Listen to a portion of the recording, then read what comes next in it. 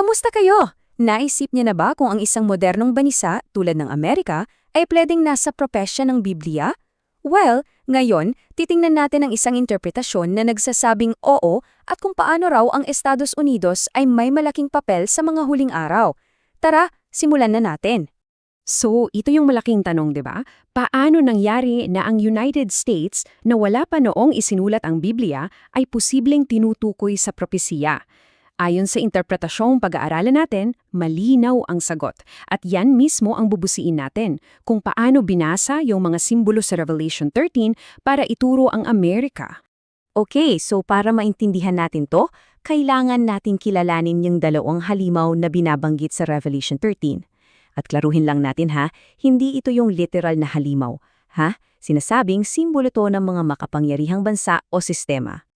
Unahin natin yung unang halimaw. Sabi, galing daw ito sa dagat. Sa lengguwahe ng propesiya, ang dagat ay sumisimbolo sa mga lugar na siksikan sa tao, mga bansa at wika, at ayon sa interpretasyon na to, ito ay tumutukoy sa papasi o papasiya. Yung binanggit na 42 propetikong buwan ay tumutukoy sa panahon ng pamamayagpag ng kapangyarihan nito na may tiyak na katapusan. So tingnan niyo tong timeline, sobrang interesante. Noong 1798 may malaking nangyari. Yung papasiya ay nakatanggap ng tinatawag na nakamamatay na sugat ng mahuli ang Santo Papa. Parang nawalan ng kapangyarihan. Pero heto ang kicker. Sa eksaktong panahon na yon, sino ang sumisikat na bagong bansa? Ang United States. Para sa mga nag-aaral nito, hindi ito basta-basta nagkakataon lang. Timing is everything, ika nga. Dito na ngayon pumapasok yung pangalawang halimaw. Sabi, hindi ito galing sa dagat kundi sa lupa. So kung ang dagat ay mataong lugar, ano naman ang lupa? Well, ito raw yung kabaliktaran. Isang lugar na hindi pa gaanong matao. Isang bagong teritoryo. Mayong tanong, anong bansa ang sumisikat noong 1798 sa isang lugar na halos wala pang tao?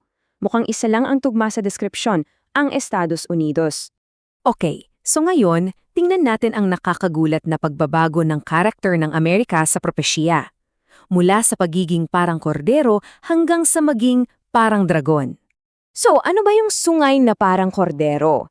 Ito raw yung dalawang malalaking prinsipyo na bumuo sa Amerika. Una, kalayaang sibil. Ibig sabihin isang gobyerno na walang hari, republicanism.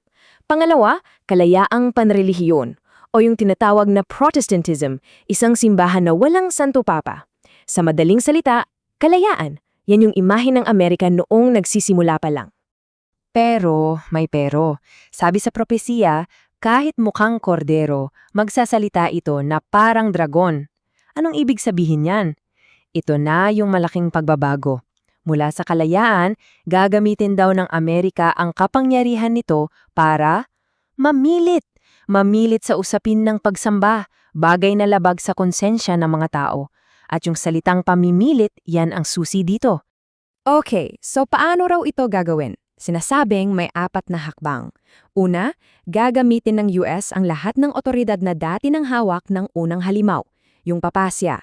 Pangalawa, ipipilit nito sa buong mundo na sambahin ng unang halimaw na to. Pangatlo, gagawa ito ng larawan para sa halimaw. At pang-4, ang pinakamatindi, parusang kamatayan sa sinumang hindi susunod. Grabe, di ba?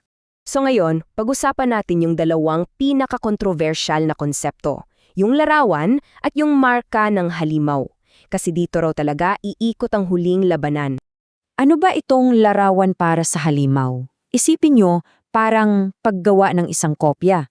Kinokopya raw ng Amerika yung sistema ng papasya noong Middle Ages kung saan isa lang ang simbahan at gobyerno. Magkakaroon ng Union of Church and State kung saan ang gobyerno na mismo ang magpapatupad ng mga batas na pangrelihiyon. Yun daw yung larawan. At dito lahat tayo ay haharap sa isang pagpili. Dalawang panig lang.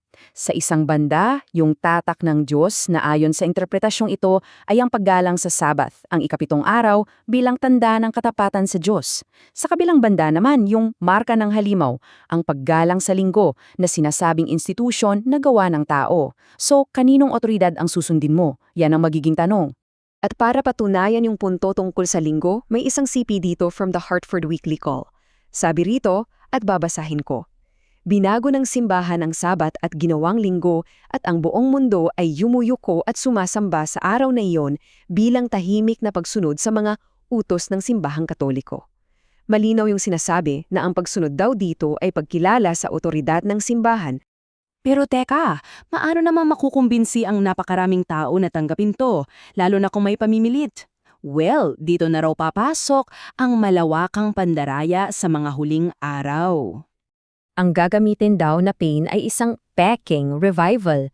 Habang dumarami ang krisis sa mundo, isipin nyo, mga kalamidad, gulo, sakit, may lilitaw na solusyon. Kailangan nating magkaisa, kailangan nating bumalik sa Diyos. At ang paraan, pambansang pagsunod sa mga batas panrelihiyon na ang sentro ay ang pagsamba tuwing linggo. Parang ito yung sagot sa lahat ng problema. At hindi lang ito usap-usapan, susuportahan ito ng mga tunay na kababalaghan. Hindi ito CGI ha, mga himala, apoy na bumababa mula sa langit at ito ang nakakatakot, mga espiritong nagpapanggap na mga yumao nating kamag-anak. At ang grand finale, si Satanas mismo mag-aanyong isang maningning na anghel at sa huli, magpapanggap na siya si Kristo.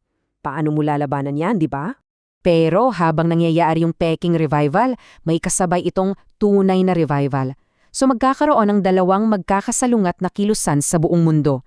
Yung isa, pinumumunuan ni Satanas, gumagamit ng puwersa at itutulak yung morka.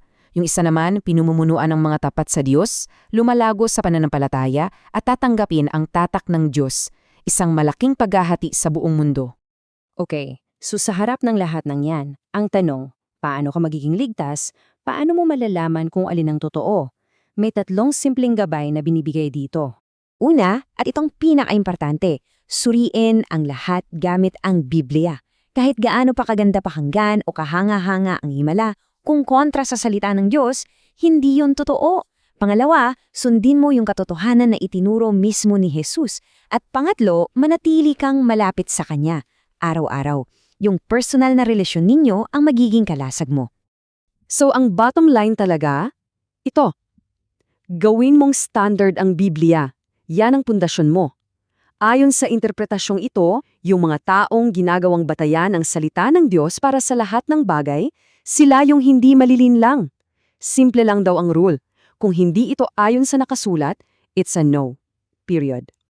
At dito natin tatapusin. Ang lahat ng ito ay iniiwan tayo sa isang napakahalagang tanong para sa sarili natin. Kung dumating na nga ang panahon na ang peke ay halos kamukhang kamukha na ng totoo, paano mo personal na makikilala ang kaibahan? Anong magiging sandigan mo? Isang bagay na sulit pag-isipan. Salamat sa inyong oras.